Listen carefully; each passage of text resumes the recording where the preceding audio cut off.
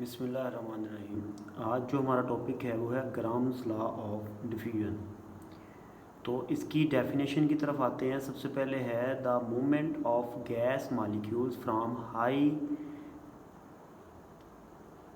High concentrations to low concentration spontaneously. कि हमारे पास मूवमेंट ऑफ गैस है from high concentration to low concentration, और आहिस्ता आहिस्ता इसको क्या कहते हैं, हम इसको डिफ्यूजन कहते हैं। थॉमस ग्राहम था, 1805 से लेकर 1869 तक इसका पीरियड है, और ये इंग्लिश का साइंटिस्ट है। और इसने फाउंड किया द रेट ऑफ डिफ्यूजन और effusion of a gas is inversely proportional to the square root of its density at constant temperature and pressure. कि हमारे पास ग्राहम जो था उसने 1805 से 1869 के दौरान उसका पीरियड है, और उसने ये दरियाफ्त किया कि हमारे पास डिफ्यूजन या एफ्यूजन ऑफ गैस का जो रेट है वो इन्वर्सली प्रोपोर्शनल होता है कि उसकी डेंसिटी की उसके डेंसिटी के स्क्वायर रूट के। और जब इसको लागू किया जा सकता है जब हमारा टेम्परेचर और प्रेशर बोथ आर जो है कांस्टेंट है। तो मैथमेटिकली हम इसको कहते हैं जो rate of diffusion directly proportional to 1/d under root, या हम क्या कहते हैं the rate of diffusion is equal to constant के लगा के ओवर अंडर रूट डी। तो यहाँ पे के हमारे पास आ गया, that is rate of diffusion multiply D under root, और यहाँ से हमारे पास आ गया G R multiply D is equal to K. K को हम कांस्टेंट कहते हैं for all gases at same temperature और प्रेशर पे, और फॉर टू गैसेस जो हैं, अगर हमारे पास दो गैसेस हैं तो हमने इसकी जो है वो डिफ्यूजन और एफ्यूजन चेक करनी है। तो उसके लिए जो एक्सपेरिमेंट करते हैं तो हम क्या कहते हैं जी, अगर हमारे पास दो गैसेस हैं जिसका R1 जो है, जो हमारे पास डेंसिटीज़ हैं वो D1 और D2 है, और उनके जो डिफ्यूजन्स हैं वो R1 R2 हैं, तो क्या होगा इस कानून के मुताबिक गैस 1 के लिए R1 multiply D1 under root is equal to k, R2 multiply D2 under root is equal to k. और आपको पता है कि के इज़ कांस्टेंट, तो ये सेम ही रहेगा। तो इनको हम क्या करेंगे, इनको अगर हम करते हैं आपस में डिवाइड करते हैं तो के से के कट जाएगा, और यहाँ पे हमारे पास क्या रह जाएगा R1 multiply D1 over R2 multiply D2। तो अब देखिए D1 और D2 आपको आप दूसरी साइड पे ले जाएं तो ये क्या हो जाएगा, ये उल्ट हो जाएंगे, D2 ऊपर चला जाएगा, D1 नीचे आ जाएगा।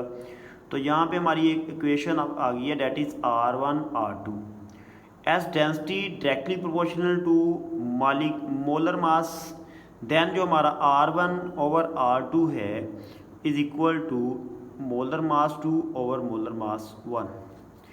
अब आ जाते हैं हम इसके अगली तरफ कि हमने इसको जो है एक एक्सपेरिमेंट के ज़रिए इसको जो प्रूव करना है।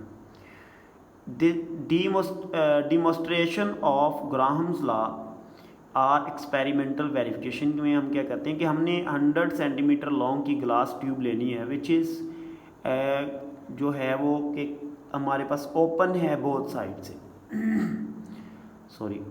No put a cotton plugs into the ends. हम इन दोनों पे एंड पे इसके कॉटन के प्लग लगाएंगे जो कि डिप हुए होंगे NH3 के साथ।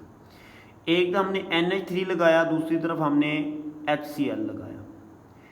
अब इनको डिप करने का मकसद हमारा है, तो हमने दोनों को डिप करने के बाद when the inserted in the same time they will move into, तो हमारा NH3 जो है वो मूव करेगा इसकी तरफ और HCl मूव करेगा इसकी तरफ। अब दोनों को हमने क्यों चूज़ किया तो ये भी आपको बताते हैं कि after some time the vapours will meet at point A and make NHCl।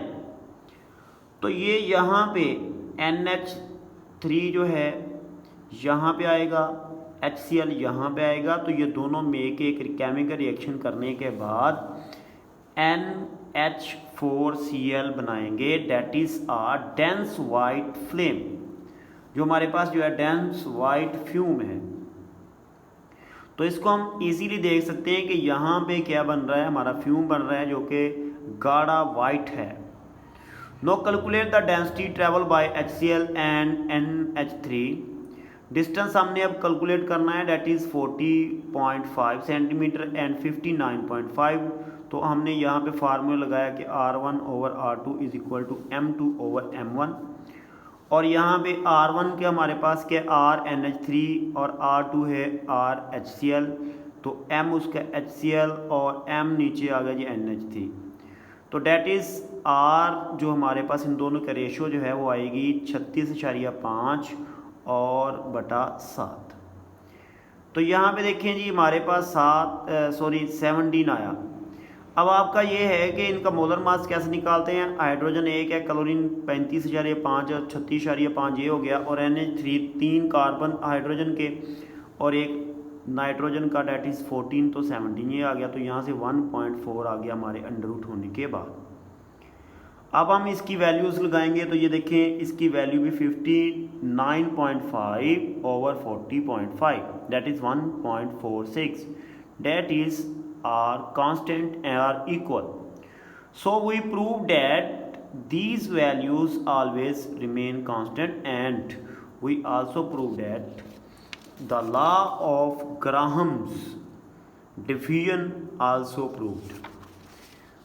अब जी अगला है हमारे पास लिक्विफिकेशन ऑफ गैसेस।